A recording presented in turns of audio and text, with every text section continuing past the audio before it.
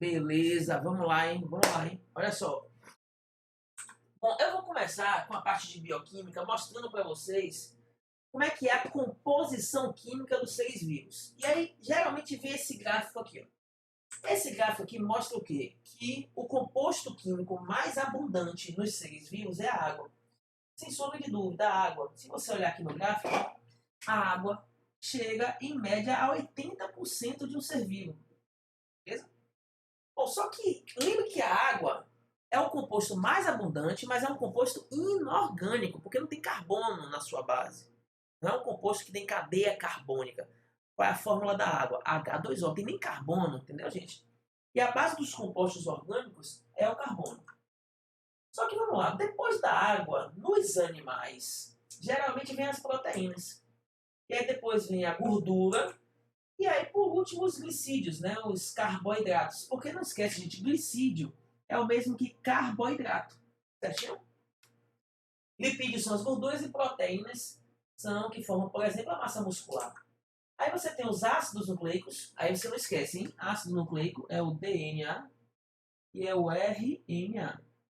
E, por fim, você tem aqui as vitaminas e minerais. Certinho? Vitaminas e minerais. Bom, uma coisa importante. Eu preciso gravar esses percentuais? Não. Não precisa gravar esses percentuais. O que você tem que saber é que o mais abundante é a água. Tem que saber que a água é um composto inorgânico e é o mais abundante. Tem que saber que esse percentual pode variar em função de alguns fatores. Vou dar um exemplo. Ó. Você pega a batata. Batata é pobre em proteína. E ela é rica em açúcar, ela é rica em carboidrato, é rica em glicídio. Porque a batata armazena amido. Certinho, gente? Então isso aqui não é fixo para todo mundo. A energia caiu? Ah, tranquilo, tranquilo. Pergunta ele aí, Duda, se ele quer que eu espere ele. Dá uma perguntadinha aí. Se for o caso, eu espero, gente. Eu acho que vale a pena, se for o caso. O que, é que ele acha aí?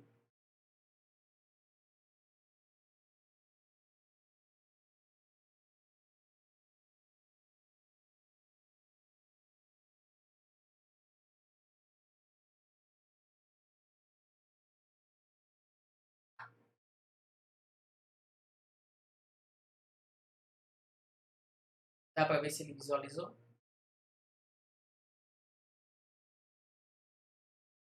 Falar nisso, hoje de noite aqui, rapaz, faltou luz. Teve um apagão aí geral, né? Acho que foi no sábado, se eu não me engano. Tá rolando aí uns apagões aí, o bicho tá pegando. Ainda não? Beleza. Vamos lá. Eu vou levar qualquer coisa, ele pega aí pelo. Porque a aula é gravada, ele pega depois pela aula gravada. Gente, então tem que saber que água, beleza? É sempre o maior percentual, mas que isso aqui pode ter variações. Então, ó, nos animais, tem que lembrar assim, ó, nos animais, o teor de proteína tende a ser maior do que os demais.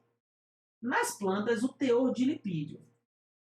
Opa, o teor de glicídio tende a ser maior nas plantas. Então, glicídio tende a ter muito, porque glicídio é açúcar, muito nas plantas. E proteínas tende a ter muito nos animais. Beleza? Nos animais. Bom, então tem que saber que varia. Pode variar de uma espécie para outra. Mas aí é que tá. Veja bem. Por que que nos animais os glicídios têm pouco? Por que que açúcar, carboidrato nos animais tem pouco? Porque a gente gasta, a gente não produz. Beleza? Normalmente, os animais gastam carboidrato como fonte de energia. Então, o percentual de carboidrato nos nossos corpos, nos animais, tende a ser baixo. Por exemplo, glicose. Glicose, a gente tende a respirar, tende a fazer respiração, quebrar, para produzir ATP, produzir energia. Já as plantas não. Elas produzem glicose, elas produzem carboidratos, açúcares, pela fotossíntese. Então, resultado, o excesso que elas produzem, elas guardam, elas armazenam, por exemplo, na raiz. Entendeu, gente? Então, no caso, as plantas tendem a ter um percentual de carboidrato grande, porque elas são autotróficas, produzem seu próprio alimento, e os animais tendem a consumir, simplesmente. Outra coisa, o percentual de proteínas em animais tende a ser alto por causa da massa muscular e por causa do colágeno, porque o colágeno é a principal proteína do corpo. E o colágeno, não esquece, o colágeno está nos ossos, o colágeno está nas cartilagens, o colágeno está basicamente em todo o tecido conjuntivo, porque é a proteína que dá sustentação para a gente. Então, por isso que o percentual de proteína nos animais é alto. Ah, Barney, mas as plantas não têm músculo? Não, não. As plantas não têm proteínas de sustentação.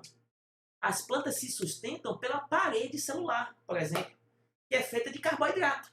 Entendeu, gente? Então, isso é importante você se basear que plantas são ricas em carboidratos, porque elas fazem fotossíntese, e os animais são ricos em proteínas porque tem massa muscular, porque tem colágeno. Beleza? Não esquece essa dica, não.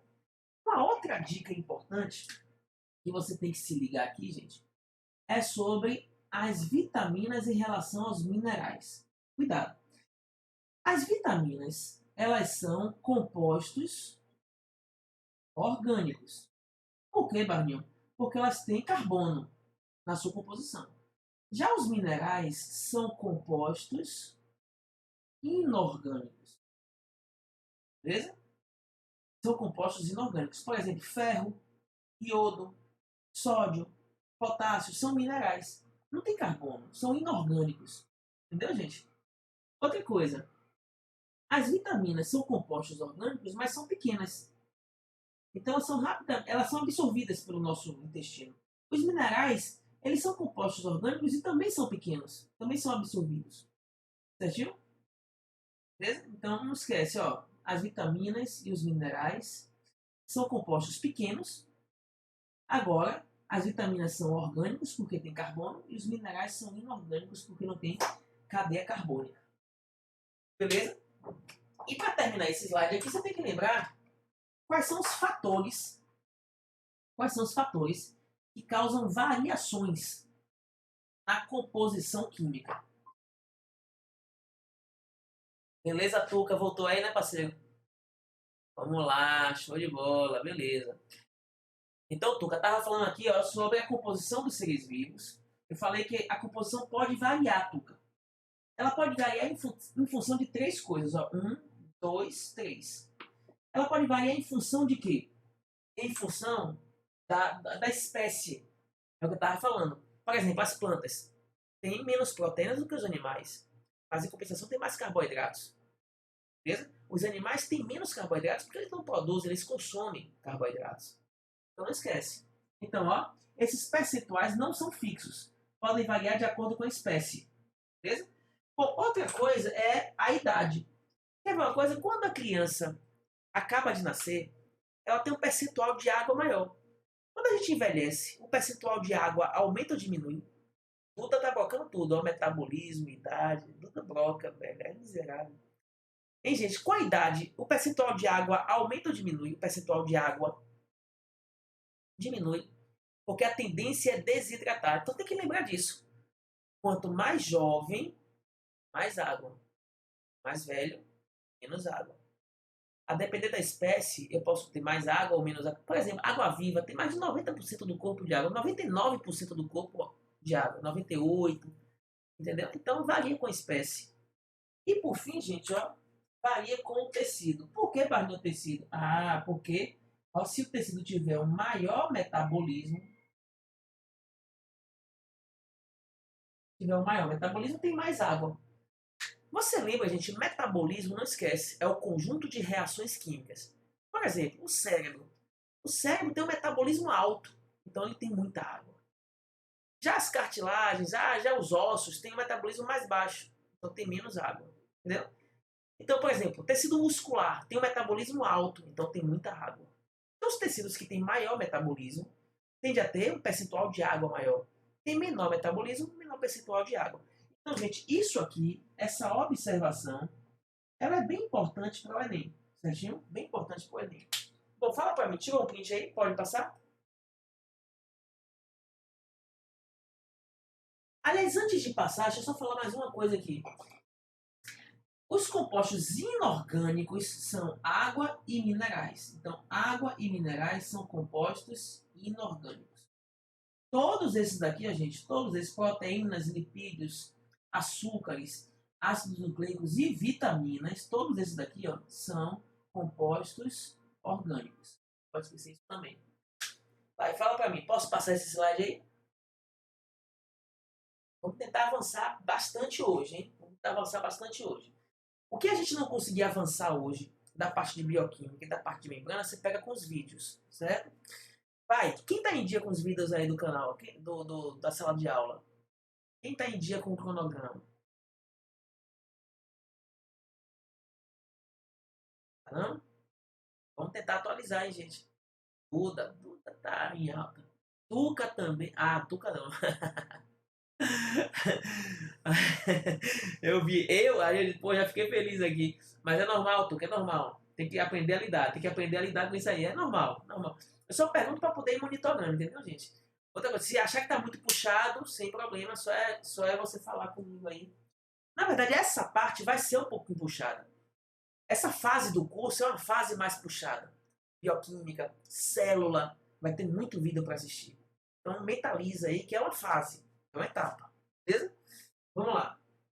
Ô, gente, então, olha para cá agora, ó. Olha para essa questão. Essa questão aqui não foi do Enem, foi da FUVEST. É uma questão da FUVEST um pouco antiga, de 2007. Mas é uma questão muito útil. É uma questão muito útil porque é a cara do Enem. Olha pra cá. Tá dizendo assim, ó, carboidratos, lipídios, proteínas constituem um material estrutural e de reserva dos seres vivos. Beleza? O que é um material estrutural, Barnil? Por exemplo, as proteínas e alguns carboidratos. Eles são estruturais. Eles são estruturais. Deixa eu trocar o piloto, porque esse piloto tá horrível. Então, ó, carboidratos e proteínas são estruturais. Agora, existem carboidratos, ó, e lipídios que são energéticos. Energéticos. Por exemplo, o amido da batata. Ele tem função energética, não tem função estrutural. Porque a função ali é reserva de açúcar, reserva de glicose nas plantas. Beleza? Agora, quando você vai para a celulose é um carboidrato estrutural. Porque a função dela é da sustentação da parede celular. Beleza? Então, no geral, função estrutural são proteínas e alguns carboidratos. E função energética são alguns carboidratos e lipídios. Beleza? Que é gordura. Bom, qual desses componentes orgânicos é mais abundante no corpo de uma planta e de um animal? Vamos lá. Analisando aí, comparando planta e animal. Comparando aí, gente, ó, planta e bicho. Planta e animal. Deixa eu ver aqui, alguém tá chegando aí. Beleza, Amandinha. Vamos lá, Amandinha, chegue mais. Estamos fazendo aqui uma questão aqui para no início de bioquímica, hein? A gente está no início de bioquímica. Na parte de composição química dos seres vivos. Amandinha, essa questão aqui fala sobre a comparação do corpo da planta e de um animal em relação a carboidrato, lipídio e proteína. Aí, ó, Amandinha, nessa letra A está dizendo assim, ó, as proteínas, beleza? São mais abundantes nas plantas e animais. Deixa eu ler de novo aqui. Quais desses componentes orgânicos é mais abundante de uma planta e de um animal? Bom, as proteínas são mais abundantes nas plantas e nos animais. Se eu comparar aqui proteína, lipídio e carboidrato, esses três componentes, as proteínas são os mais abundantes? Tranquila, Amandinha, vamos nessa. Nunca é tarde, nunca é tarde. Fico feliz que você tenha chegado, mesmo que seja agora, sem problema. Sem problema. Vamos nessa, colhe comigo, venha. Olha pra cá. A pergunta, Amandinha, é: as proteínas são as mais abundantes em plantas e animais? Bom, as proteínas são mais abundantes em animais, mas em plantas não. As plantas tendem a ser pobres em proteínas, beleza? Raras exceções. Existem algumas plantas que têm proteínas. Por exemplo, a quinoa é rica em proteína.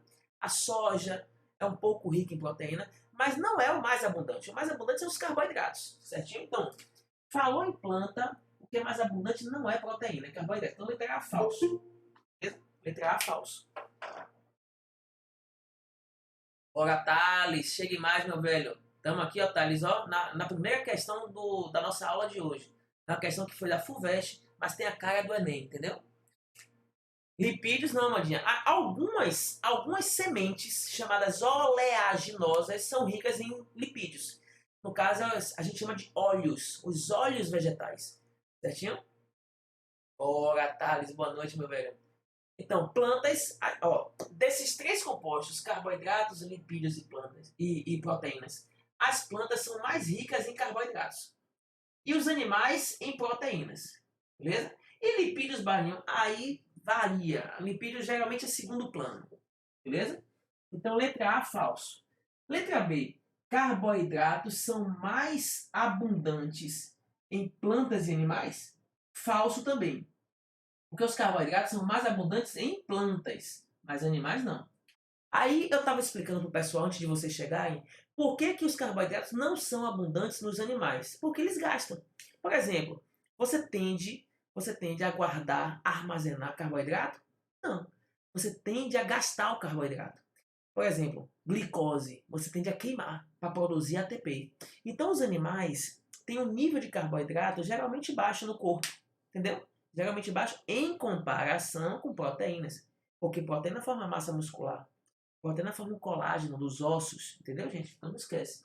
Então, ó, falou em carboidrato, está mais presente em plantas. Falou em proteína, está mais presente em animais, beleza? Lipídios em plantas e animais. Geralmente não, gente. Geralmente o lipídio não é nem muito presente nas plantas nem nos animais, certo? Geralmente o lipídio não é o mais abundante, nem em um e nem no outro, beleza? Nem em um e nem no outro. Vamos lá. Ó, aí vem carboidratos nas plantas e proteínas nos animais. Por quê? Porque as plantas fazem fotossíntese. E fotossíntese produz carboidrato, produz açúcar. E aí as plantas produzem tanto açúcar às vezes que elas guardam o que sobra. Guarda na forma de amido. Então não esquece, por que, que planta tem muito carboidrato? Porque ela fabrica, ela é um organismo autotrófico. Não pode esquecer isso. E proteínas nos animais. Por quê, Barney? Por causa do músculo, os animais se movimentam, tem massa muscular, que é rica em proteínas, e tem os ossos, que são ricos em colágeno. Não pode esquecer isso. Então a alternativa certa, gente, não é B, não é C, é a D. Vamos ver por que a E está falsa. Ó, proteínas nas plantas e lipídios nos animais. Proteína em planta, ó, esqueça. Proteína não está presente em planta. As plantas são pobres em proteínas. Beleza? Ó, Barney, os animais têm muitos lipídios? Tem muitos lipídios. Mas tem mais proteínas. Então o percentual de proteína nos animais tende a ser maior. Beleza? A galera que chegou agora, que não conseguiu acompanhar todo o raciocínio, depois pega a gravação da aula e assiste o iniciozinho, para você ver o gráfico que eu mostrei, certo? Tem um gráfico que mostra muito bem isso aqui. Então, galerinha, vamos lá. Conseguiu pelo menos dar uma compreendida nessa questão aqui? Conseguiu dar um saque aí? Posso passar? Beleza, Mandinha. Bora, Duda. Beleza, Tuca. Show de bola. Show de bola, galerinha. Vamos lá.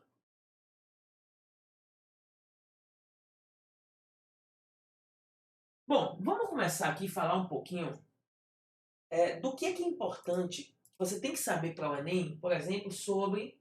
Aliás, não, tem mais uma questão aqui, ó. Olha para essa questão aqui, gente. Essa questão aqui vai falar sobre os sais minerais. Mas olha como é que o Enem cobra isso na prova. Sais minerais. Olha pra cá. Olha para cá. O ambiente marinho pode ser contaminado com rejeitos radioativos provenientes de testes com armas nucleares. Os materiais radioativos podem se acumular nos organismos. Por exemplo, o estrôncio 90 é quimicamente semelhante ao cálcio. Ó, quimicamente semelhante ao cálcio. Pode substituir esse elemento nos processos biológicos. Então, olha só. Onde tiver muito estrôncio 90, é porque ele ocupou o lugar do cálcio. Então, se tiver muito estrôncio 90, é porque aquele lugar tinha muito cálcio. Beleza? Tinha muito cálcio. Aí você tem que lembrar, gente. O cálcio é um íon positivo, é um cátion. E qual que é a função dele, Barnhão? O cálcio tem muitas funções. Primeiro, composição dos ossos. Beleza? Agora, aí é que tá, se ligue. O cálcio, quando vai para os ossos, ele faz parte do que a gente chama de matriz óssea. Então, cuidado. Quando o cálcio vai para os ossos, ele não fica no citoplasma das células. Ele fica entre as células.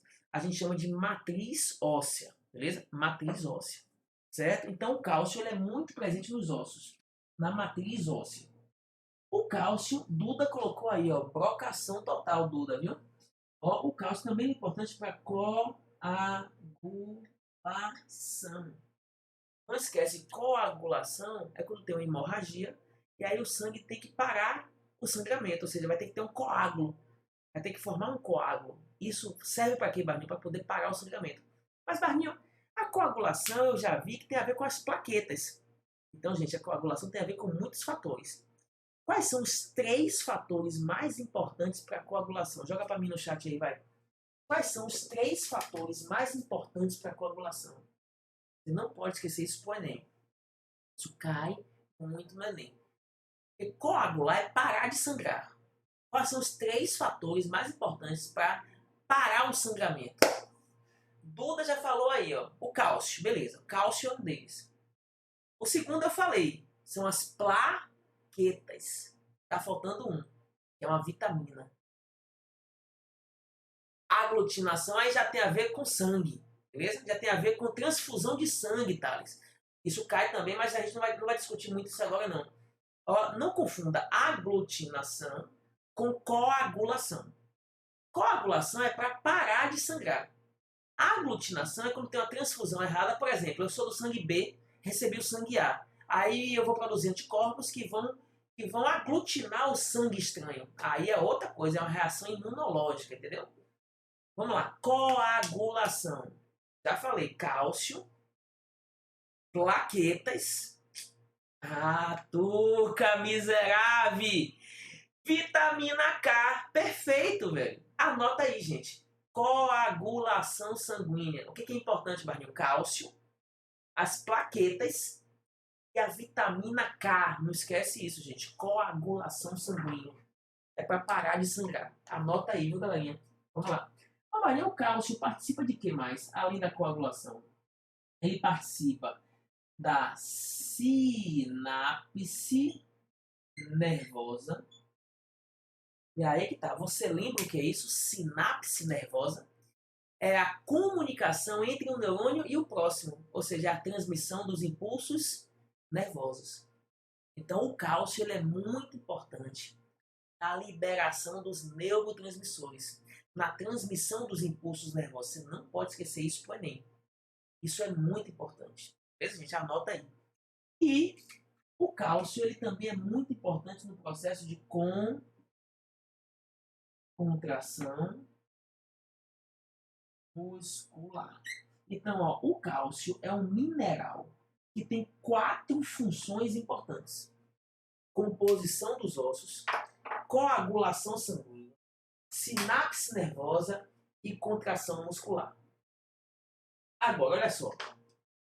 Vamos ver o restante aqui. No contexto, disse que o cálcio vai ser substituído pelo estrôncio. Aí vamos ver aqui o comando agora. O comando.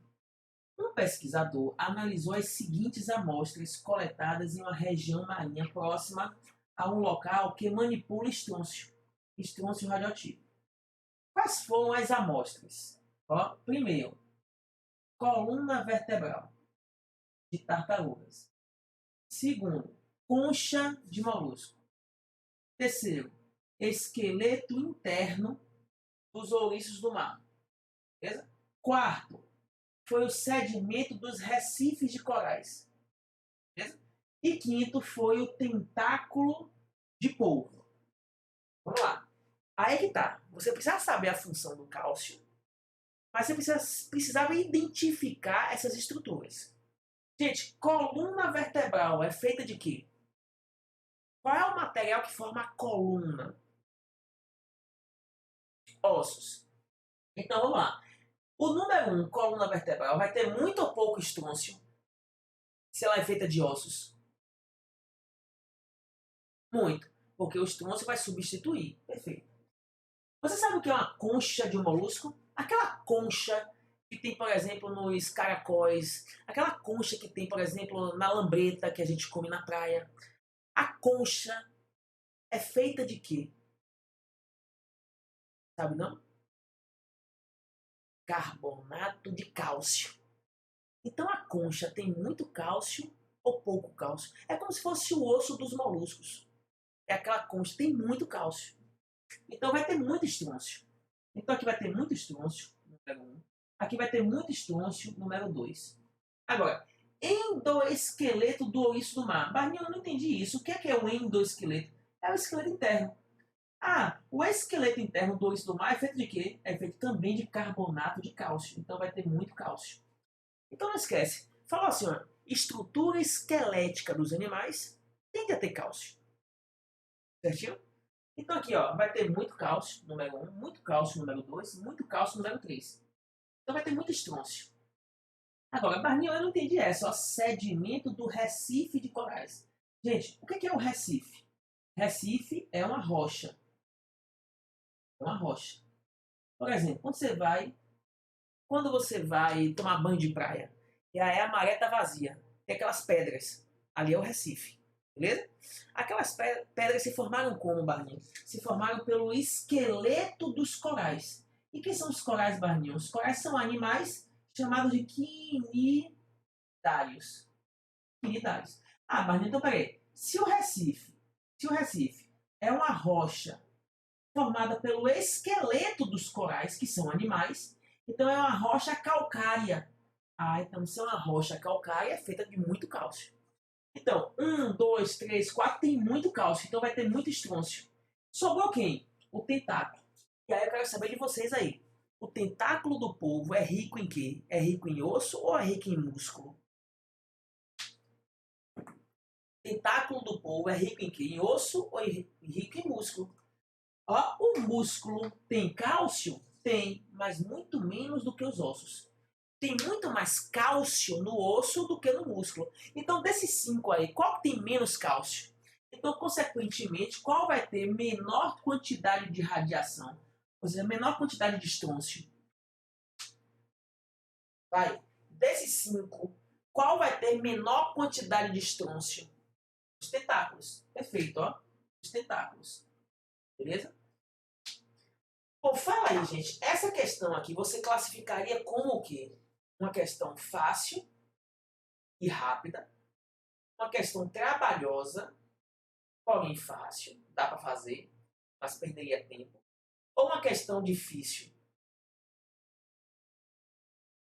Como é que você classificaria essa questão aí?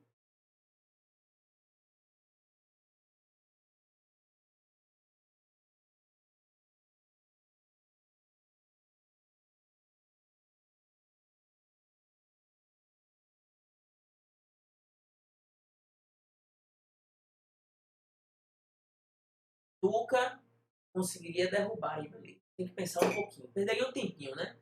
Aí Duda falou que se bateu um pouquinho aí nessa parte do Recife. Eu não sabia que era formar. É verdade. Pois é. Mas por eliminação, talvez ficasse um pouquinho difícil, né? Talvez, né?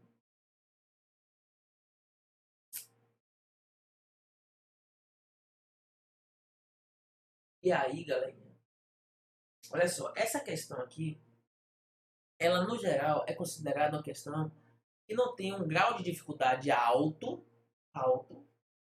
mas foi uma questão que derrubou muita gente porque tem ó, algumas coisas que a galera ficou meio assim, com dúvida, e aí roubou um pouco de tempo. É uma questão que a galera teve um índice de acerto um pouco alto, mas assim, que muita gente perdeu tempo com ela, porque ficou pensando cada item desse, cada detalhe desse. Mas aí é que tá. Essa questão foi de 2016. De lá para cá já caiu uma outra questão com a mesma ideia. Qual ideia, Barninho? Essa coisa do cálcio ser substituído pelo estrôncio. E aí você lembrar que tem muito cálcio no esqueleto, nas estruturas esqueléticas dos animais.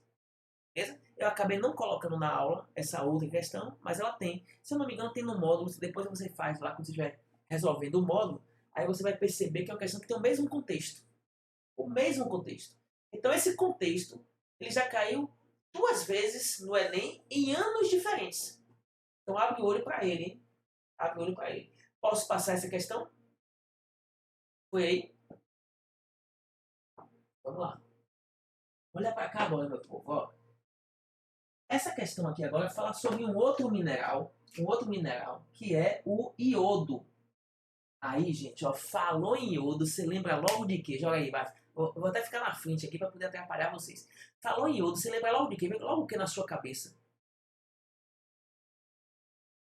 E aí?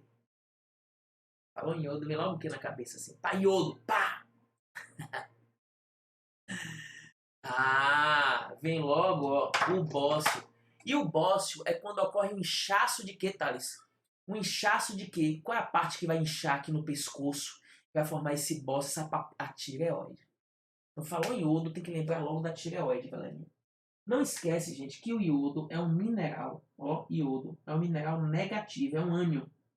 O iodo ele é muito importante na tireoide, beleza? Em que, Barninho? Na produção de hormônio. Agora, eu tenho que saber qual é o hormônio, Barninho? Tem. São 2 hormônios produzidos pela tireoide que tem iodo. É o T3 e o T4. O T3 tem quantos iodos?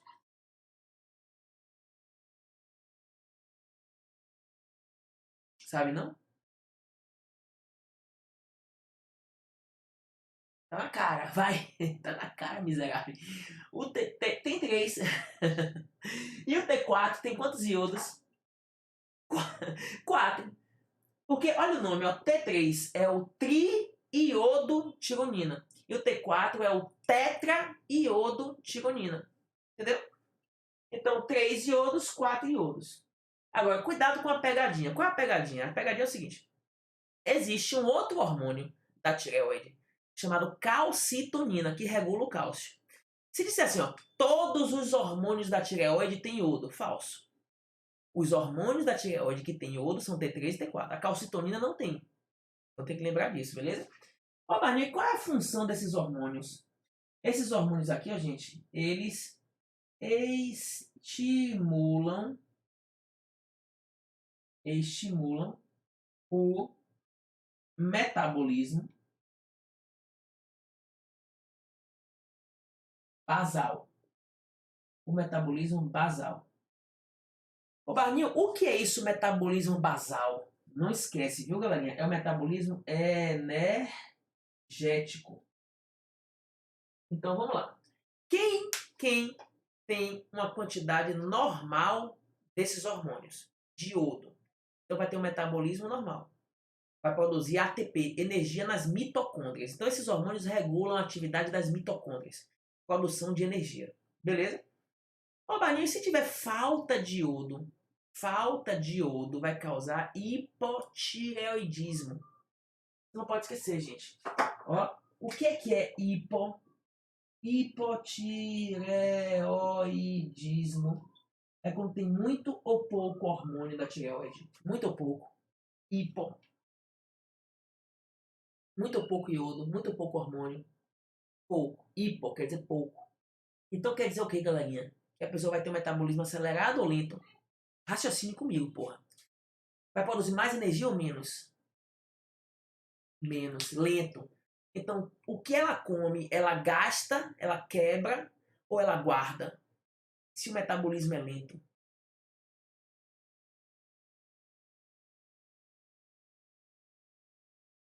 E aí? Ela guarda. Vamos lá, vou repetir. Ó. Tuca, quem tem pouco hormônio da tireoide vai ter um metabolismo lento. Quer dizer o que, Barnil? Quer dizer que as mitocôndrias vão funcionar menos. Então elas vão quebrar menos os alimentos, ou seja, vai produzir menos energia. Então, resultado, o que vai acontecer? A comida que você absorve, ao invés dela ser quebrada para liberar ATP, para produzir ATP, para liberar energia, ela vai sendo estocada. Ela vai sendo estocada, entendeu? Aí a pessoa engorda. Então, resultado, quem tem hipotireoidismo, a tendência é acumular tecido adiposo, a tendência é ser uma pessoa apática, sonolenta. Isso é hipotireoidismo. Ficou claro? Agora, quando você vê tu como uma pessoa que come, come, come, come e não engorda, você vê uma pessoa, aquela magra de ruim, uma pessoa que é agitada, não dorme direito, que é elétrica, aí é porque tem um metabolismo acelerado. E o metabolismo acelerado pode ser excesso desse hormônio. Pode ser, gente, não quer dizer que vai ser não, pode ser. Como é que é o excesso desses hormônios, vai? Ó, a falta é hipo, o excesso é como? Você lembra o nome? Hiper. Isso, é hiper. Hipertireoidismo. Vamos chamar de hipertireoidismo. Então, hipotireoidismo é quando tem falta, carência. Hipertireoidismo é o excesso. Bom, é o contrário. Então, hipotireoidismo, metabolismo lento, geralmente engorda. Hipertireoidismo, metabolismo alto, geralmente é magro, agitado, produz muita energia, o que come gasta. Beleza? Não esquece isso não. Valeu? Não esquece isso não. Bom, aqui ó. Está dizendo aqui que distúrbios por deficiência de iodo são fenômenos naturais permanentes, permanentes, amplamente distribuídos em várias regiões do mundo. Populações que vivem em áreas deficientes de iodo. Gente, quais são as áreas deficientes de iodo? Vai, quais são as fontes de iodo? Você não pode esquecer isso do Enem. Quais são as fontes de iodo? Vamos ver se tu lembra. O que a gente acha muito iodo, velho? Vocês estão aí, velho. Eu quero ver a galera fitness. Eu quero ver a galera que sabe sobre nutrição. Tem uma galera focada em nutrição aí, velho. Vamos lá. Sabe não? Não. Sabe não? Comida japonesa, frutos do mar, peixe cru, algas. Algas são a maior fonte de iodo, são as algas. Pois é. Então, resultado. Onde é que tem carência de iodo? Geralmente, regiões do interior. Então, regiões do interior geralmente são pobres em iodo.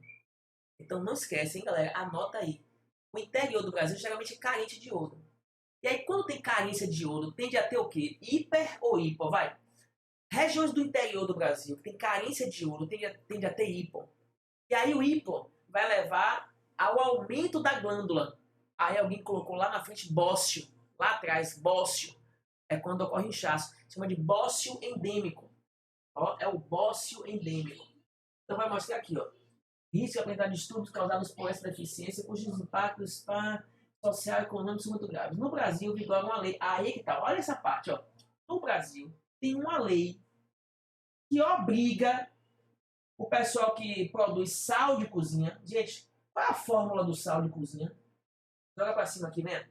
Qual é a fórmula do sal de cozinha? Tu lembra? Isso é o NaCl.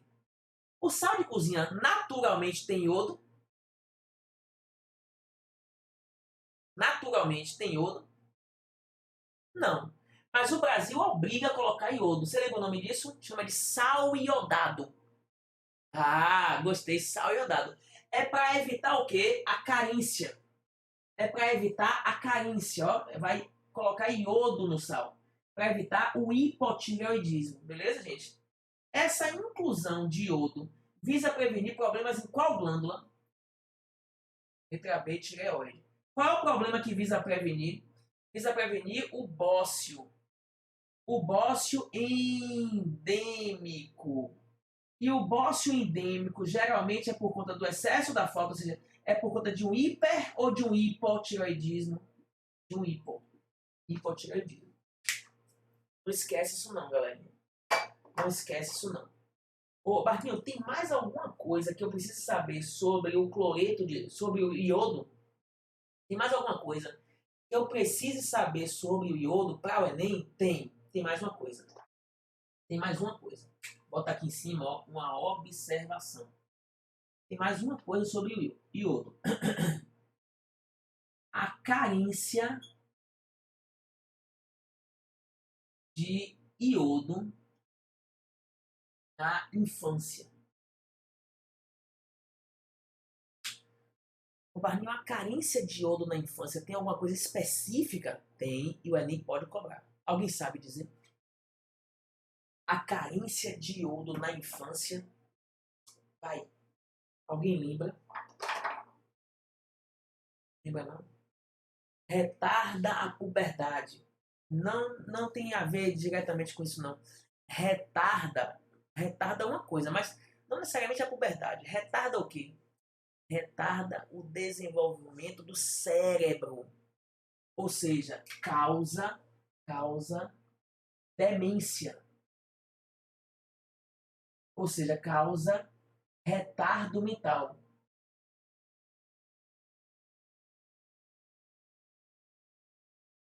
Causa deficiência cognitiva, retardo mental. O sistema nervoso não funciona direito. Os neurônios não conseguem formar direito as sinapses. Beleza, gente? Tem um nome para isso. O nome disso, galera, ó, esse retardo mental aqui, por conta da falta de ouro, tem um nome para isso.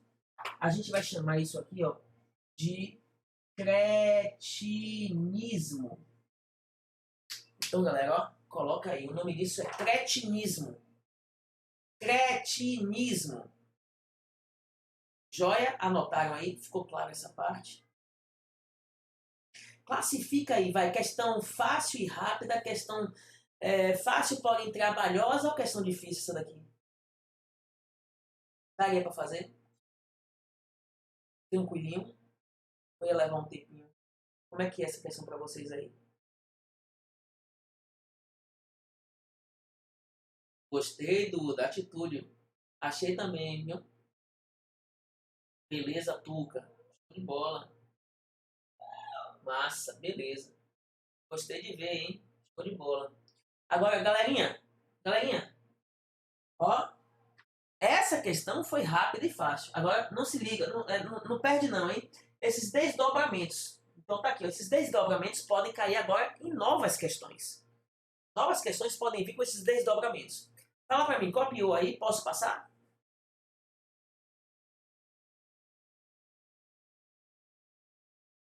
Não, Tuca. O iodo, ele não tem influência na hipertensão. Quem tem influência na hipertensão, ó, é aqui, ó, o cloreto de sódio. Beleza? É o cloreto de sódio. Principalmente em função do cloreto ou do sódio. Vai. O sal de cozinha, ele influencia na pressão. Mas por conta do cloreto, isso, o sódio. Ó, é o sódio que influencia na hipertensão.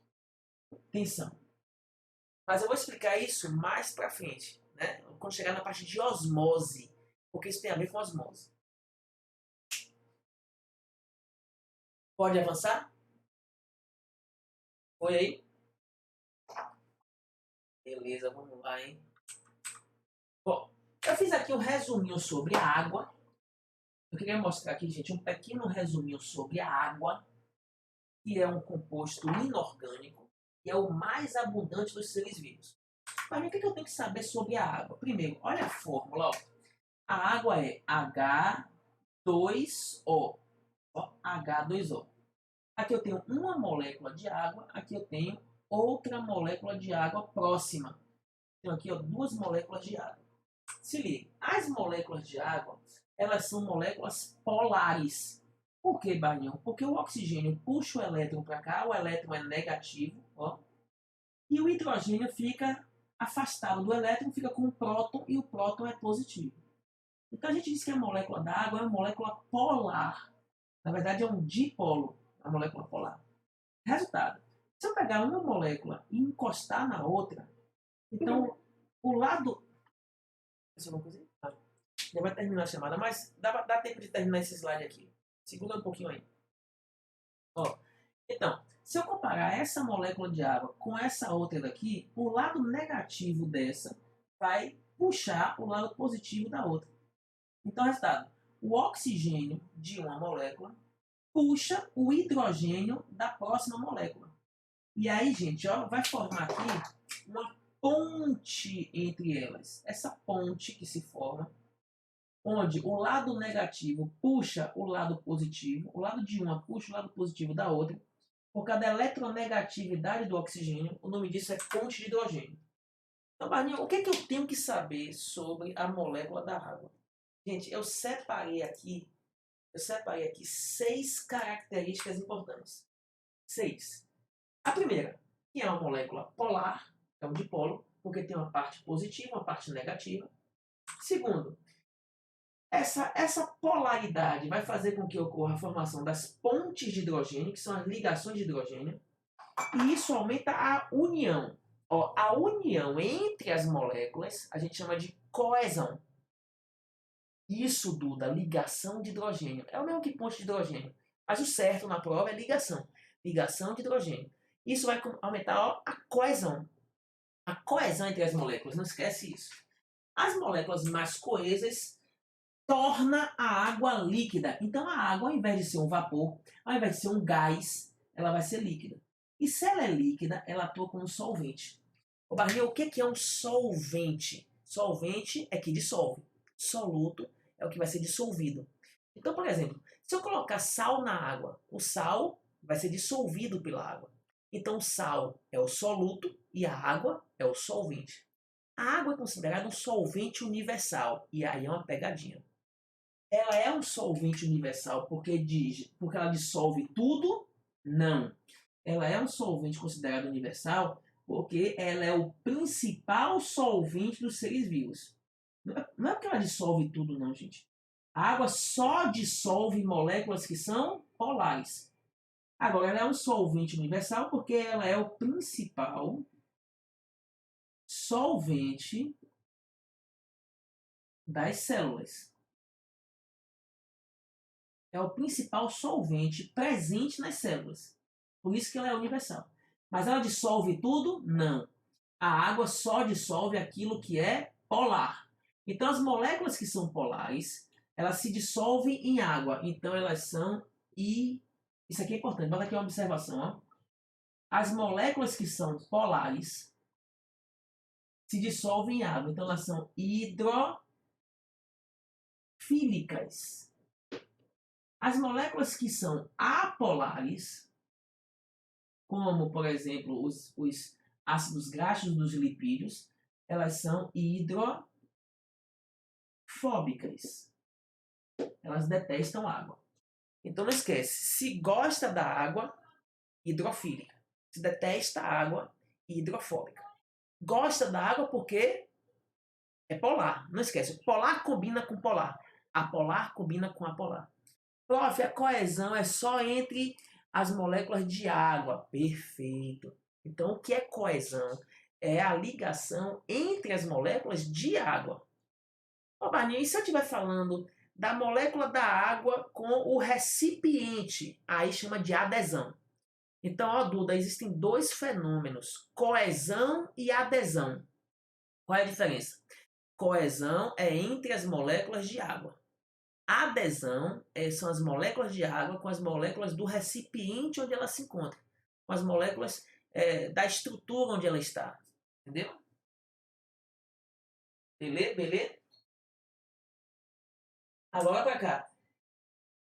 A água líquida vai ter uma alta coesão e aí a coesão ela é maior, ó, a coesão ela é maior nas moléculas superficiais. Então, as moléculas de água estarão mais unidas quando estão mergulhadas na água ou quando estão na superfície da água. Elas estão mais unidas em que parte? Na parte o nome disso é tensão superficial. Elas estão mais unidas na superfície. Tanto que quando você vê uma gotinha pingando assim, essa gotinha ela forma aquela barriguinha. Por quê? Porque na superfície as moléculas estão mais unidas. Quando você tem um copo que está cheio com água, e aí você vai gotejando ali, vai pingando água, essa água ela vai escorrendo pela borda ou ela primeiro forma uma barriguinha? ela forma uma barriguinha. Por quê? Tensão superficial alta. Agora, como é que cai isso no Enem? Ó, isso cai no Enem assim, ó. Tensão superficial alta faz com que, por exemplo, ó, aqueles insetos, eles consigam, ó, pousar na água. Então, gente, se o Enem mostrar uma aranha boiando assim, flutuando na superfície da água, é tensão superficial. Não esquece isso. Se mostrar, por exemplo, o mosquito da dengue, ele pousando na superfície da água, tensão superficial. Porque a tensão superficial é uma maior coesão na superfície. Não esquece isso. Deslocamento de organismos na superfície da água. Isso cai no Enem, gente. Bom, a quinta coisa importante é que por causa da coesão alta, as moléculas elas vão acabar tendo maior calor específico e maior calor de vaporização. Mas eu nunca entendi isso, é fácil. O que é calor específico e o que é calor de vaporização? É a energia para poder esquentar a água. Simples. É fácil isso. Calor específico é a energia para poder esquentar a água. Se as moléculas são mais unidas, então vai gastar mais energia para poder agitar elas. Então vai gastar mais energia para poder esquentar elas. Da mesma forma que gasta energia para esquentar, a água dá mais trabalho para resfriar. Então acontece, gente, que para poder esquentar a água ou resfriar a água, dá trabalho. Então a água tende a manter a temperatura constante. Ela é um bom regulador térmico. Por exemplo, você está num dia quente. Aí você está ali num dia muito quente, você pode aquecer o corpo, né? Demais. E aí quando você aquece o corpo demais, você pode morrer de superaquecimento. Aí o que, é que você faz? Você sua. Quando você sua, a água rouba calor do seu corpo para poder evaporar. Esse calor que ela usa para evaporar chama calor de vaporização. E aí, como ela rouba calor do seu corpo para poder evaporar, aí você vai e resfria. Então não esquece isso. Para que serve o suor? Para resfriar o corpo. Porque quando a água evapora, ela rouba energia do seu corpo. Porque o calor de vaporização é alto. Entendeu, gente? Então não esquece. Calor específico, alto. Calor de vaporização, alto. Como é que vem na prova? Regulador térmico. A água é um bom regulador térmico. Não esquece isso. Beleza? E por fim, a água faz capilaridade. Oh, galerinha, nunca esqueça. Capilar é quando tem um tubo fino como um cabelo. Capilar. É um tubo fino como um cabelo. Se você pegar aqui, ó, esse tubo fino e mergulhar em um recipiente, esse recipiente, ó, ele contém água. Esse recipiente aqui, ó, ele contém água. No tubo fino, o nível da água não vai ser o mesmo nível do recipiente. Por quê? Porque as moléculas de água se aderem ao tubinho e elas vão escalando esse tubinho. Então, ó, gente, dentro do tubinho, o nível da água tende a ficar maior. Ah, Barninho, a capacidade de subir nos tubos finos é a capilaridade? É. Então, gente, nunca esqueça isso. Se eu tiver um tubo fininho, a água vai escalar as paredes e ela vai ficar mais alta. Então, resultado, isso a gente chama de capilaridade. É a ascensão da água a partir de tubos muito fininhos. Isso acontece, por exemplo, Barninho, no transporte da seiva bruta nas plantas. Então, Barninho, peraí. Barninho quer dizer que a seiva bruta vai subir pelo xilema das plantas, pelos vasos lenhosos, que são tubinhos finos, por cada capilaridade? Mas tem. A aula vai cair, né? Ó, então vamos lá, gente. Ó, eu vou lançar outro link e vocês entram, valeu? Tchau e benção.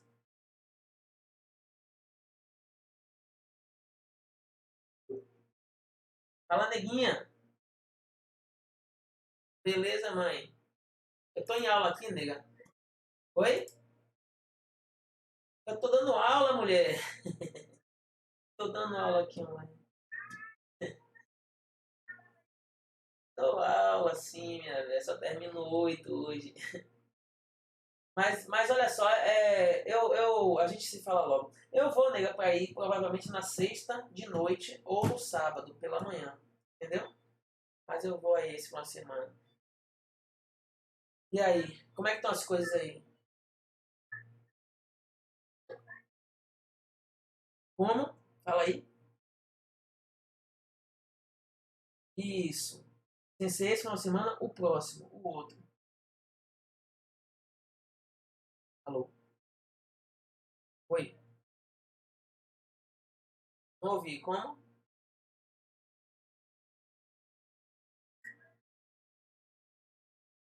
Exatamente. Quando for nessa semana, dá uma arrumadinha aí, uma ajeitadinha para poder o pessoal chegar.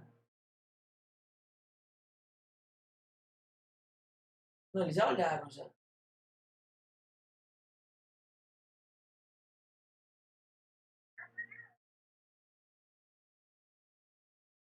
Isso, arruma de amanhã a 8. Viu? Se você não quiser deixar para véspera, você pode arrumar quarta ou quinta-feira, pode ser.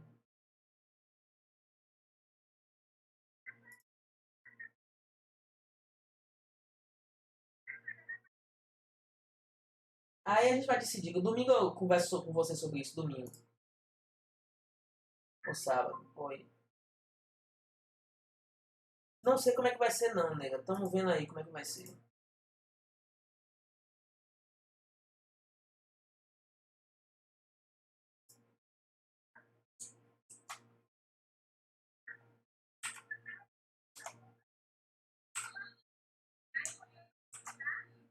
O que que vai faltar?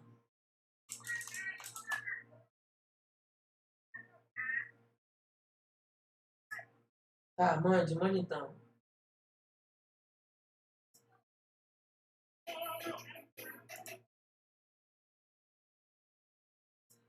Tá bom, tá certo. Tá, beijo.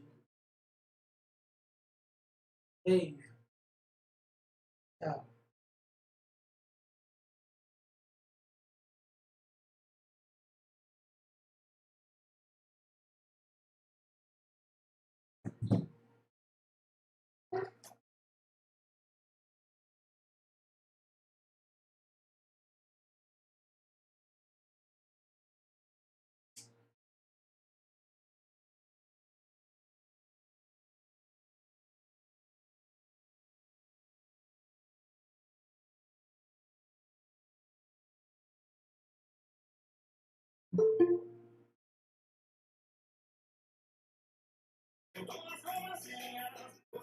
Olha, Tuca.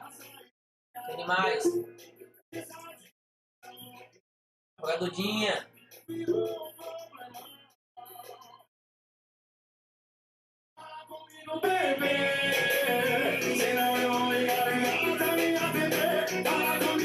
Bora, live de barril, hein?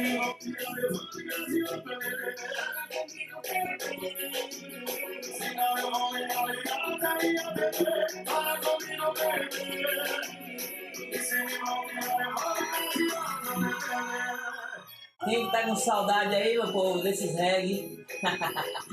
Tem alguém com saudade aí? De um piseiro? De um piseiro? Eu senti que Duda tem. Pelo kkk aí. Nunca mais, hein, minha filha? Ai, Duda. Daqui a pouquinho, Duda, vai começar a rolar, viu? O negócio tá voltando ao normal. Graças a Deus. Tá faltando a Mandinha, né? Graças a Deus, Dudinha. Gente, vocês já tomaram as 2 doses? Fala pra mim, vocês.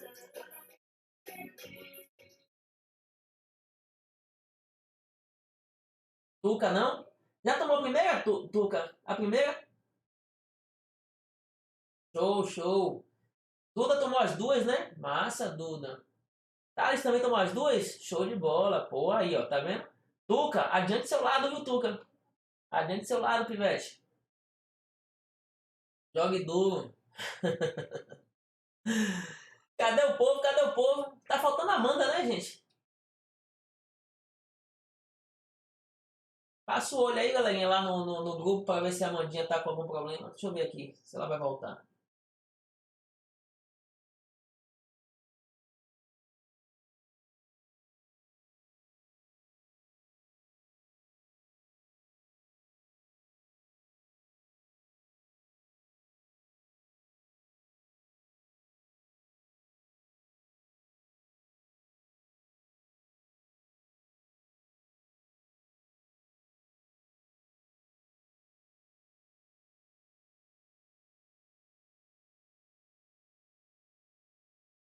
A Duda tá com problema, gente. Duda tá com problema.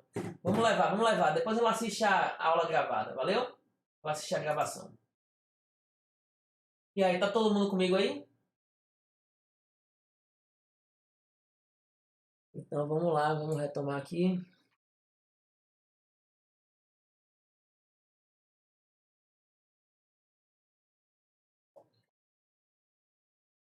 E aí, galerinha, foi aí? Tá todo mundo comigo aqui? Venha. Foi, foi.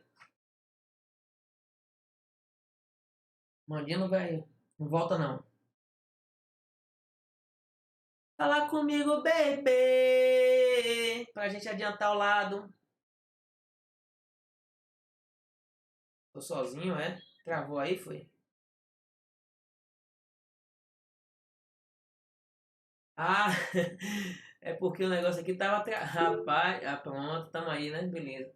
É porque o negócio aqui tava suspenso aqui, o chat. Eu não tava vendo as mensagens. Vamos lá, vamos continuar. Gente, onde é que tá a pegadinha aqui? Nessa parte. Barney, você disse que tinha uma pegadinha aí. E aí ia cair a chamada, você acabou não falando. Vamos falar. Essa pegadinha aqui é o ouro, hein? Repare só. Se disser na prova que a capilaridade ajuda na seiva bruta das plantas, que é a parte da água e dos sais minerais que a raiz absorve, verdadeiro. Agora, cuidado. Se disser que a capilaridade é o fator mais importante para a seiva bruta subir, falso. Então, cuidado. Anota isso aí. A capilaridade ajuda na seiva bruta para subir. Aonde, Barrinho? No xilema, que são os vasos lenhosos das plantas. Mas não é o fator mais importante. O fator mais importante é a transpiração nas folhas, beleza? A coesão entre as moléculas e a adesão. Ô, Thalys, a gente vai estudar isso depois, mas assim, já que você quer saber, eu vou falar rapidamente. A seiva bruta é a que a planta tira do solo. É o que a raiz puxa. Água e sais minerais. Então, olha o nome, seiva bruta. É uma seiva inorgânica. Agora, a seiva elaborada, Thales, vem da folha. Por quê, Barninho? Porque é o resultado da fotossíntese. Por isso que o nome é elaborada. Ela é rica em quê, Barninho? Glicose. Ficou claro aí, Thales? Seiva bruta, água e sais minerais que sobem. Seiva elaborada, glicose, compostos orgânicos que descem. É fácil. Bruta, vem do solo. Água e minerais. Elaborada, compostos orgânicos, glicose, vem da fotossíntese da folha. Show de bola? Vai. Gente, vocês anotaram a pegadinha aí? Se falar que a seiva bruta, a capilaridade ajuda, verdadeiro. Agora, se falar que é o principal fator, falso. É a adesão coesão. Professor, é correto dizer que a capilaridade seria a adesão? Sim, sim, a capilaridade é a combinação entre a adesão e a coesão. Duda, você agora deu um show aí, você deu uma aula aí. Perfeito. Por quê? Porque na capilaridade, as águas vão se prendendo e vão subindo por adesão e uma puxa a outra por coesão. Certo? Então, a água adere e sobe, enquanto que uma puxa a outra por coesão. Ficou claro essa parte? Está aqui a parede do recipiente, está aqui a parede do tubo. A água adere à parede do tubo e sobe, e aí a que subiu puxa as outras por coesão. Ficou claro isso? Deu para pegar a visão aí?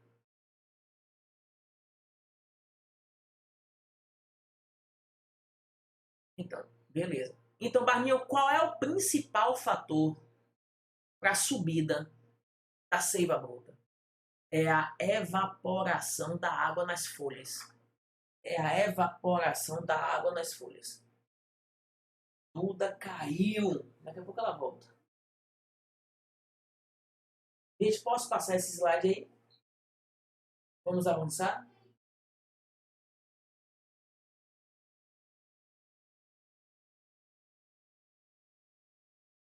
E aí, vai ou não vai?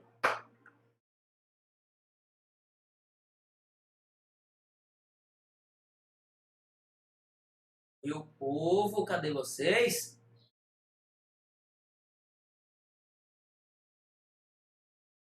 Beleza, vamos lá.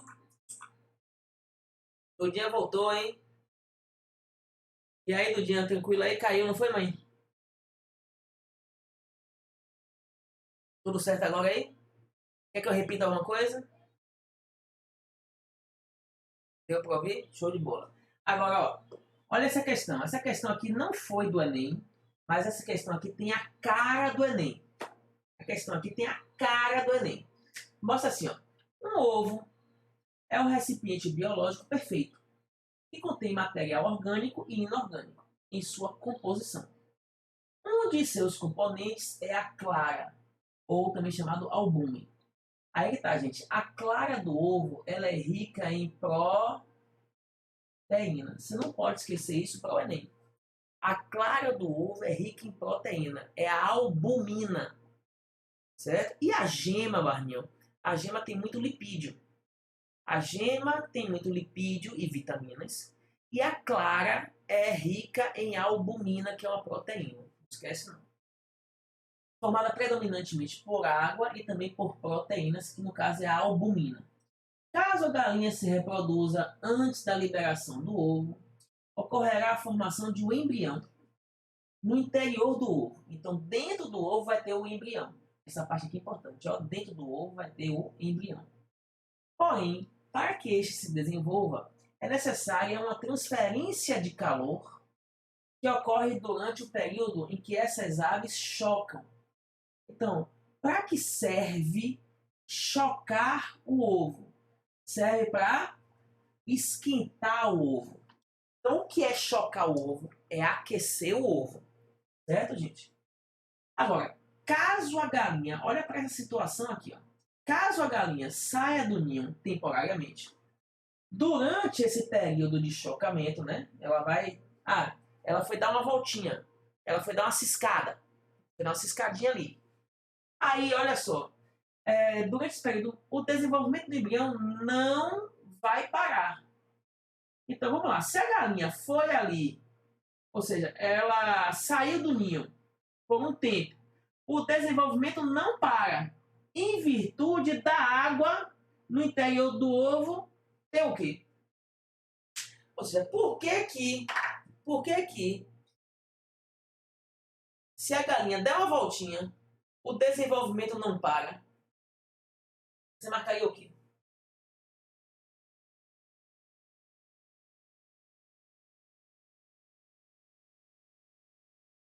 Ah, beleza. Perfeito. Perfeito. Se falou em temperatura, não esquece, galera. Falou em temperatura, tá falando em quê? Calor específico. Letra C. Diluir substâncias não tem a ver com o contexto. Solvente universal ela é, mas não tem a ver com o contexto. Participar de reações químicas de hidrólise não tem a ver com o contexto. Apresentar elevado valor nutricional também não tem a ver com o contexto. O que explica o fenômeno de que o ovo ele vai conseguir se manter quente por um tempo é o calor específico. Letra C. Vamos lá, fala para mim. Questão fácil e rápida, questão trabalhosa ou questão difícil?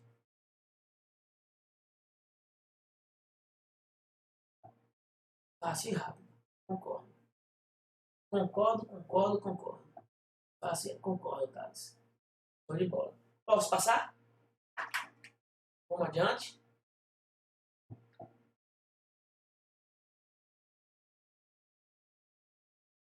Aquele print aí, desce.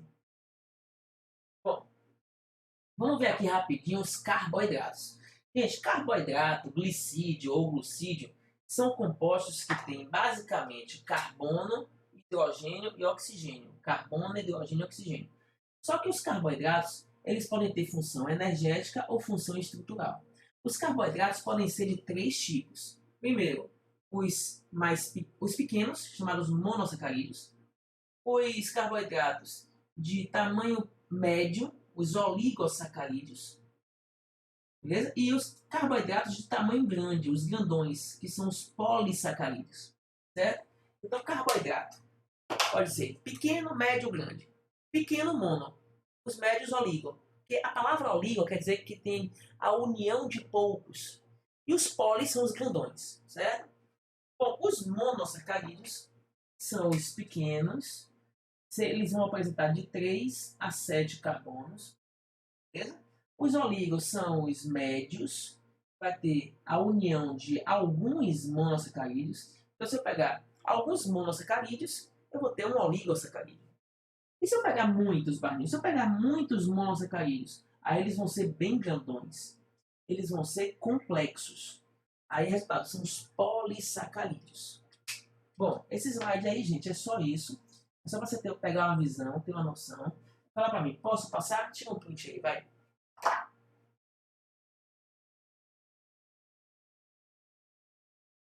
Beleza, vamos lá. Bom, aí, gente, eu coloquei aqui a glicose. Você tem que lembrar o quê? Que a glicose é um monossacarídeo, porque é só um açúcar. É o principal monossacarídeo. Qual é a fórmula, Barninho? C6H12O6. C6H12O6. Aí eu separei aqui, ó, três características importantes sobre a glicose que você não pode esquecer para o Enem. O que é importante sobre a glicose que você não pode esquecer para o Enem? Primeiro, a função da glicose no nosso corpo. Qual é a função da glicose no nosso corpo? Ser fonte de energia. Só que tem um detalhe aí. A glicose é a primeira fonte de energia. Chama de fonte primária. Então, gente, não esquece uma coisa, ó. Não esquece isso, que isso é muito importante. Ó, se concentre agora.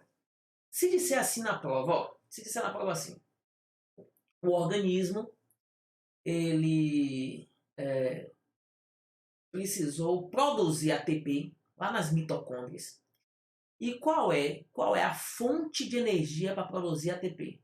A fonte primária, glicose. Aí que tá. E se não tiver glicose, qual é a fonte secundária de energia? Aí não esquece, a fonte secundária de energia são os lipídios, gordura.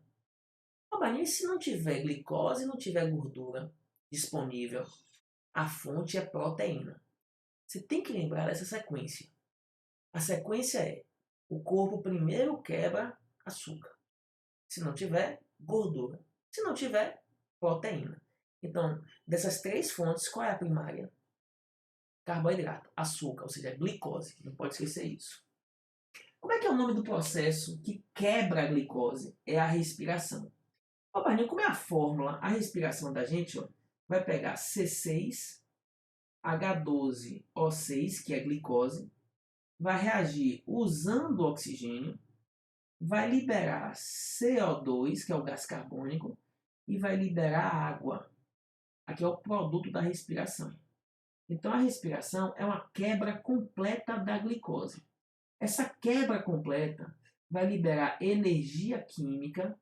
Para quê, Barninho? Para pegar o ADP, ó, e transformar em ATP. Então, qual que é o objetivo da respiração? Produzir ATP. A partir de quê? A partir da energia liberada por quem? Pela quebra da glicose. Teve participação do oxigênio? Teve. Então, se teve participação do oxigênio, então esse processo é um processo aeróbico. E acontece aonde, Barney? Acontece nas mitocôndrias do nosso corpo, por exemplo. Você não pode esquecer isso aí. Beleza? Essa é a primeira parte da glicose que você não pode esquecer. Outra coisa. Barney, de onde vem a glicose que a gente consome? Bom, aí que tá. Olha a origem da glicose. A glicose normalmente vai vir, ó, ela vai surgir, ela vai ser formada nas plantas pela fotossíntese. Não esquece que a fotossíntese é o contrário da respiração. Por exemplo, se a respiração quebra a glicose, a fotossíntese produz. Opa, mas como é que é a fórmula da fotossíntese? É assim, ó, é quando a planta pega CO2, reage com H2O e produz C6H12O6 e libera o oxigênio. Isso aqui é fotossíntese. Então, compare isso com isso. Dá para ver que a fotossíntese é o contrário da respiração. A respiração quebra a glicose. A fotossíntese produz glicose, certo? Só que para isso acontecer, tem que ter a clorofila, que é um pigmento verde que vai absorver, ó gente, energia da luz. Vai absorver energia da luz. Não esquece que a clorofila absorve energia da luz, certo? E aí vai produzir glicose. Isso aqui é fotossíntese, gente. Deixa eu apagar aqui, peraí. Isso aqui é fotossíntese, ou seja, absorve o que, Barninho? Energia da luz, pela clorofila. Beleza? Vai pegar gás carbônico, água, produzir açúcar, produzir glicose. Isso nas plantas. Os animais não fazem fotossíntese. Então, de onde é que vem a glicose dos animais? Vem da alimentação. A nossa glicose vem da alimentação. Por exemplo, batata, que é rica em amido, que a gente vai digerir e vai absorver a glicose do amido. Por exemplo, ó, pão, biscoito, macarrão, lasanha, pizza, rica em amido. Tudo bagaceira, né, gente? Tudo delícia. Eu mesmo sou viciado em pão. Eu tô dando aula aqui pensando em pão. Tô pensando aqui em carboidrato. Tô doido já de fome aqui. Ai, ai. Gente, ó, nos animais, esse processo de formação. Nos animais, a glicose vem pela nutrição, certo? Mas existe nos animais um processo de formação de glicose a partir, por exemplo, de gordura, a partir de piruvato, a partir de outros compostos que não são açúcar. A gente vai chamar isso de gliconeogênese. Então olha para cá. Olha para essa observação. Olha para essa observação. O que é uma gliconeogênese? Gênese quer dizer formação. Formação de uma nova glicose. Então, ó, é a formação de uma nova glicose a partir de outros compostos químicos que não são açúcar. Por exemplo, a gente pode pegar o piruvato e transformar em glicose. A gente pode pegar os aminoácidos e transformar em glicose. A gente pode pegar o glicerol, que forma as gorduras, e transformar em glicose. A gente pode pegar o ácido lático e transformar em glicose. Então, eu tenho que decorar isso aqui, Barninho? Não. Você tem que saber que outros compostos químicos podem ser transformados em glicose. O nome disso é gliconeogênese. Certinho? E a terceira característica da glicose que você não pode esquecer, ó gente, a terceira característica da glicose que você não pode esquecer é que a glicose ela é uma reserva de alimento, é uma reserva de nutrientes. Então, ó, vou botar aqui o número 3, a glicose ela atua como uma reserva. Mas é que tá. Como é que as plantas guardam glicose? Na forma de amido. Como é que as plantas guardam glicose? Na forma de amido, geralmente na raiz. Por exemplo, mandioca, aipim, batata, são raízes ricas em amido. E o que é o amido? O amido é uma cadeia de glicoses. Ô, Barninho, e nós produzimos amido? Não. Olha a pegadinha. Os animais não produzem amido. Os animais digerem o amido. Os animais degradam o amido. Eles absorvem a glicose do amido, da batata, das massas. Agora, Barninho, o excesso de glicose que circula no nosso sangue vai entrar nas células do fígado, e aí nas células do fígado e do músculo o excesso de glicose vai se transformar em glicogênio. Ó, não esquece isso. Glicogênio.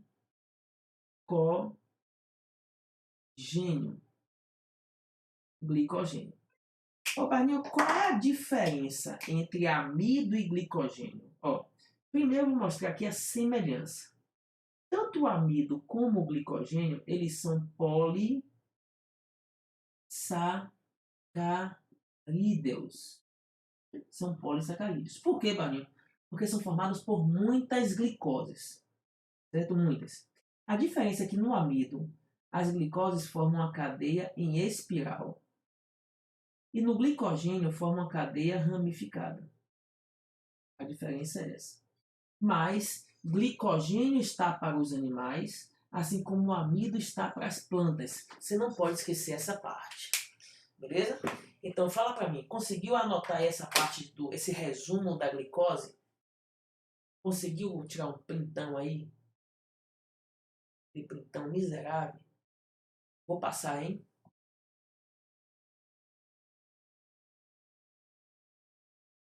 Beleza, Tuca. Pronto. Ó, eu vou falar aqui rapidamente sobre a lactose. Galerinha, vamos falar aqui sobre lactose rapidamente. Ó, lactose. Lactose, ó, não esquece. Lactose é um disacarídeo. O que é um disacarídeo, gente? É quando a gente tem, ó, um monossacarídeo mais outro monossacarídeo. Então, o disacarídeo, ele não é um carboidrato pequeno, ele não é grande, ele é médio. Ele é um oligosacarídeozinho, ele é o menor oligosacarídeo, ele só tem 2 açúcares. O mais importante deles é a lactose. Ô, Barney, e como é que é a lactose? Ó, se você olhar, isso aqui é uma glicose. E isso aqui é uma galactose. Isso aqui é uma glicose, isso aqui é uma galactose, beleza? Bom, para conseguir a lactose, eu tenho que juntar os dois. Quando eu junto os dois, vai ocorrer aqui uma reação chamada reação de síntese. Essa reação de síntese vai unir um no outro.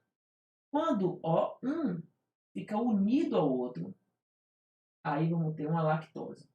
É a união dos dois. Para isso acontecer, tem que ter a formação dessa ligação, que a gente vai chamar de ligação glicosídica. E essa ligação glicosídica ela se forma toda vez que ocorre aqui, ó, gente, ó, a liberação de água. Então, para formar a lactose, tem que perder água. É uma síntese por desidratação. Só que da mesma forma que a gente produz lactose, a gente pode degradar a lactose. Para degradar a lactose, tem que incorporar água. Toda vez que uma degradação, ou seja, uma lise, incorpora água, chama de hidrólise. Então, gente, ó, não fica preso nos detalhes, não. Se concentre. Para produzir lactose, perde água. Síntese por desidratação. Para quebrar a lactose, tem que absorver água. E aí a gente vai chamar de hidrólise. Certinho? Então, ó, hidrólise quebra absorvendo água. Síntese une liberando água. Não esquece isso. Mas isso é importante para o Enem, Barrinho? Não. O importante para o Enem vem agora. Vem agora. Quem é que faz a síntese da lactose? São os mamíferos lactantes. Gente, é com vocês, hein? Quem são os mamíferos lactantes? Fala para mim. Quem são os mamíferos lactantes?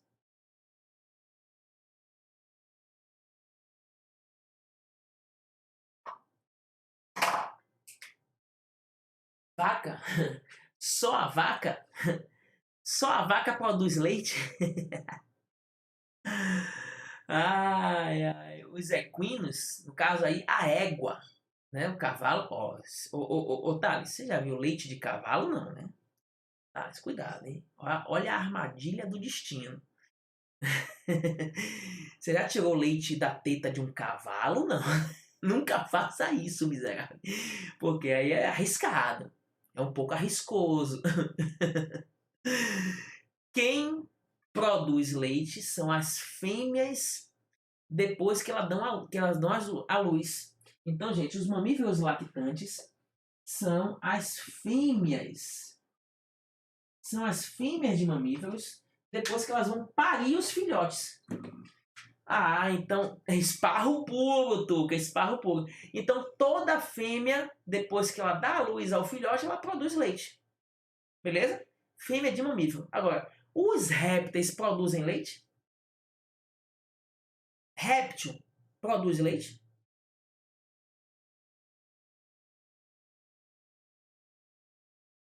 Não. Perfeito, Tuca. Perfeito, Thales. Não produz. Nem réptil, nem peixe, nem anfíbio, nem aves. Os únicos vertebrados que produzem leite, ou seja, que produzem lactose, são os mamíferos. As fêmeas, depois que dão à luz. Beleza? Agora, vamos lá. Quais são os animais que consomem leite? Quando você consome leite, você vai ter que degradar a lactose. Você vai ter que fazer o contrário. Quais são os animais que hidrolisam a lactose? Que consomem leite, que degradam a lactose? Quais são os animais que degradam a lactose? Ó, quem degrada a lactose são os mamíferos, lactentes. Então não esquece isso, gente. O mamífero lactante é a fêmea que produz o leite. O mamífero lactente são os recém-nascidos que bebem leite. São os recém-nascidos. Os recém-nascidos. Eles consomem leite. Aí que tá. Se concentre nessa parte agora, que é muito importante para o Enem. Se concentre nessa parte, que é muito importante para o Enem. O mamífero que consome leite, que é o recém-nascido, ele precisa de uma enzima, chamada de lactase. Galerinha, fala comigo. A enzima lactase, ela digere qual parte do leite? A lactose. A lactase digere a lactose. Beleza? A lactase digere a lactose. E aí eu vou falar agora de uma coisa importante para o Enem, que é o seguinte. Quando o mamífero fica adulto, normalmente ele continua bebendo leite. Um mamífero adulto normalmente continua bebendo leite? Não, perfeito, Thales, não. Se o mamífero para de beber leite, a tendência dele é parar de produzir o quê? A tendência dele é parar de produzir o quê? Ele para de produzir o quê? A lactase. Ficou claro isso, gente? O mamífero adulto, ele para de beber leite. Para de produzir o quê? Lactase. Como é que cai isso no Enem, Barney? Cai assim, ó. Os mamíferos adultos, eles geralmente são, ó, intolerantes à lactose. Isso. Não é que ferrou, é que se beber leite, vai passar mal. Por que passar mal? Porque o leite vai fermentar, liberar gases, vai causar cólica, diarreia. Vai ter uma dificuldade em digerir leite. Gente, como é que é o nome da dificuldade em digerir a lactose por causa da falta da enzima lactase? Como é que é o nome disso? Como é que é o nome da dificuldade de digerir o leite pela falta da enzima lactose? Como é que é o nome disso? A dificuldade de... Isso, intolerância. Perfeito, Tuca. Então, galera, anota essa observação aí. Ó. Anota essa observação. Vai, eu vou ditar, que essa observação é bem importante.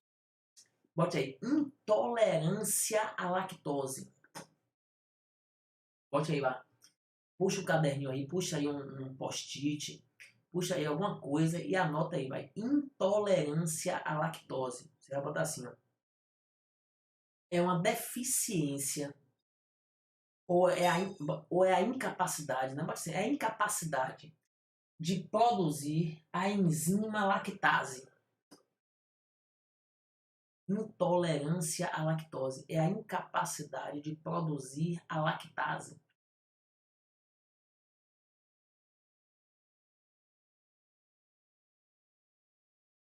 Dificultando a digestão do leite. Dificultando na digestão do leite.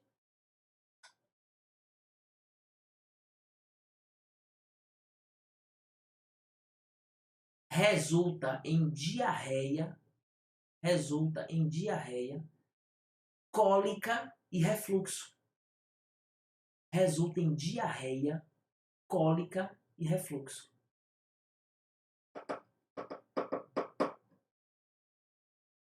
Beleza aí, gente? Show de bola. Beleza. Show de bola. Galerinha, olha só. A gente conseguiu vir até aqui hoje, né?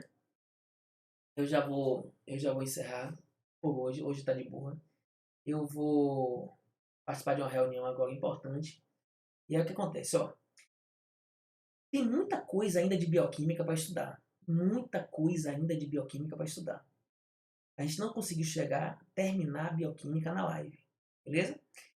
Então, não esquece, galerinha. Assiste os vídeos que eu vou postando essa semana. Assiste eles. E aí, tem dúvida, manda para mim. Tem dúvida, manda para mim. Tem dúvida, manda pro WhatsApp. Valeu? A parte de membrana eu vou postar depois que terminar a parte de bioquímica. Certo? Então, ó, tenta mentalizar que essa fase do curso é uma fase mais puxada. Então vai ter mais videoaulas. Você precisa dar um foco maior no curso nesse momento. Porque não deixa acumular. Bioquímica tem muita informação. Duda, eu tinha preparado aqui uns slides sobre vitaminas. Beleza? Não deu tempo da gente chegar.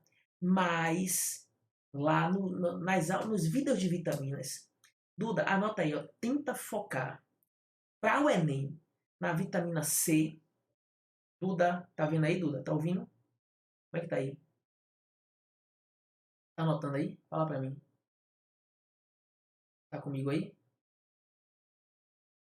Tá instável, né? Pois é. Então, Duda, anote aí, ó. Anote aí. As vitaminas mais importantes para o Enem são a vitamina C. Vitamina C. Anotou aí? C. A vitamina D. Vitamina D. Tem a ver com os ossos, cálcio. Certo? Raquitismo. Beleza? A vitamina K, que tem a ver com coagulação. E a vitamina A, tem a ver com a visão. Então não esquece, vitamina C tem a ver com a perda de dentes, tem a ver com colágeno, tem a ver com escorbuto. Vitamina C. Beleza? A vitamina K, que tem a ver com coagulação. K, coagulação. Não esquece. Beleza? A vitamina D, que tem a ver com cálcio, absorção de cálcio e os ossos. Vitamina D. E a vitamina A, que tem a ver com a visão. Porque a falta dela causa cegueira noturna. Você não pode esquecer isso, doutor. Essas vitaminas são as mais importantes. Então, gente, na hora da aula de vitaminas, esquece aquele excesso, esquece o excesso e foca nessas, beleza? Que são as mais importantes. Galerinha, gostaram? Essa parte inicial de vitamina valeu a pena? Deu para dar uma reforçada boa aí? Massa. Beleza. Ó, gente, assiste os vídeos, faz os exercícios do módulo e não esquece, gente. Abusa Barney, tira dúvidas. Manda uma dúvida. Barney, isso. Porque bioquímica tem muito detalhe que para o Enem não é importante. Ó, os vídeos que eu vou postar lá tem muitos detalhes. Por quê? Porque esse curso não é só para o Enem, é para a USP e Unicamp também. Certo? Então não esquece. Ah, Barninho, então se você tiver com dúvida, manda um áudio. Barninho, essa parte aqui de vitaminas, essa parte aqui de bioquímica é importante para o Enem? Aí eu vou dizer sim ou não. Beleza? Então vai comunicando comigo. Galerinha, um beijo para vocês, meu povo. Um abraço. Boa noite, galerinha. Boa noite, gente. Valeu, Duda. Beijo, lindona.